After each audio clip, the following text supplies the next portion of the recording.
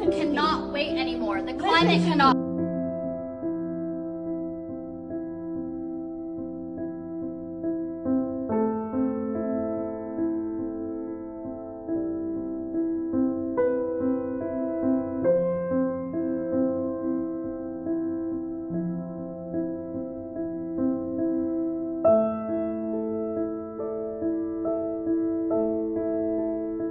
I think conservatives are delusional. I think they hate this country. I think that they are more aligned with the interests of Donald Trump than they are with anything having to do with the concept of the United States of America.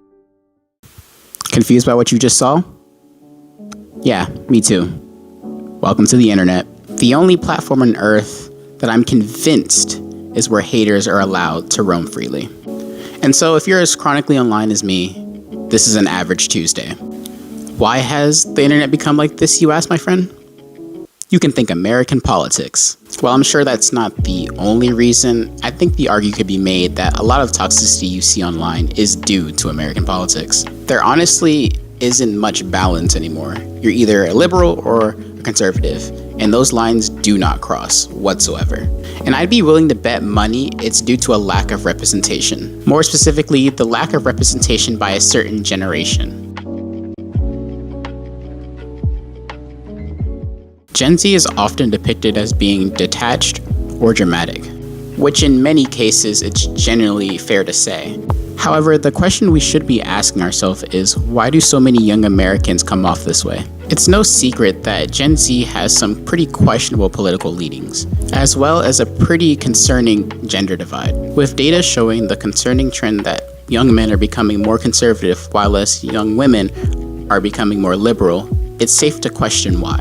The answer boils down to three things. Those three things boil down to political extremism, a lack of representation, and social media.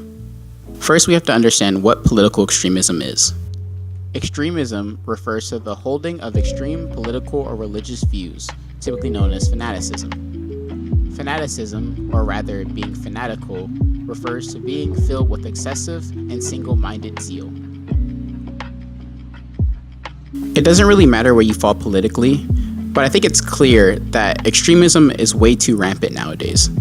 And the thing about extremism is it doesn't grow in a vacuum. It's often amplified. Most people aren't completely on the fringes, but the way our ecosystem works, you'd think that'd be the reality. Social media platforms don't reward accuracy or empathy.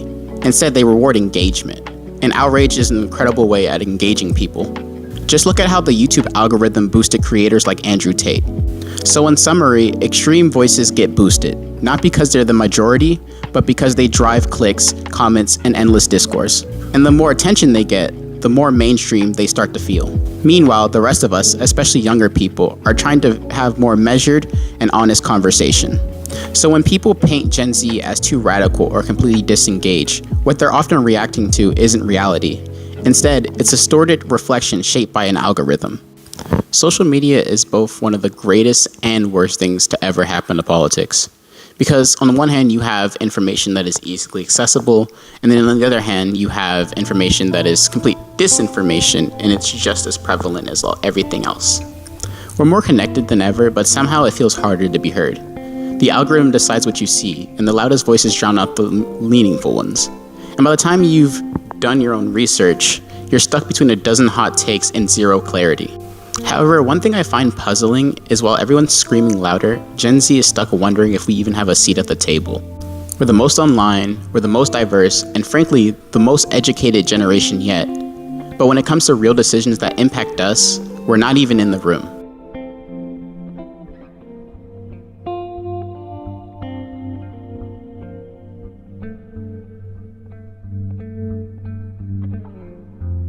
And that's what some people in this generation have tried to do.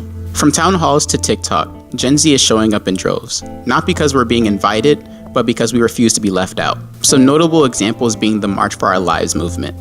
After the Parkland shooting in 2018, a group of high school students decided that if no one was going to protect them, they would have to do it themselves. Not with hashtags, but with marches, walkouts, and policy proposals. They filled the streets of Washington and met with lawmakers, registered to vote, all while being told they were too young to understand what they were doing, which is low-key condescending if you ask me. And it wasn't just them. There's also the Sunrise Movement, another youth-led force, this time organizing around the climate crisis. Same story, a system ignoring them, and a generation refusing to accept that silence. This is what happens when you grow up in a world that's consistently on fire, literally and politically, and you're told to keep your head down. Representation isn't given, it's taken. These movements didn't come from power, they came from frustration, from fear, and from being tired of being hopeless. It's from realizing that if we don't show up for ourselves, no one will. This is not about being radical. It's about being heard. Because at the end of the day, Gen Z isn't asking for anything outrageous. We're asking to be safe, to be represented, to be part of the conversation about our own futures. So while the narrative keeps painting us as detached, dramatic, or directionless, the truth is, Gen Z is the most active, politically engaged generation in modern history.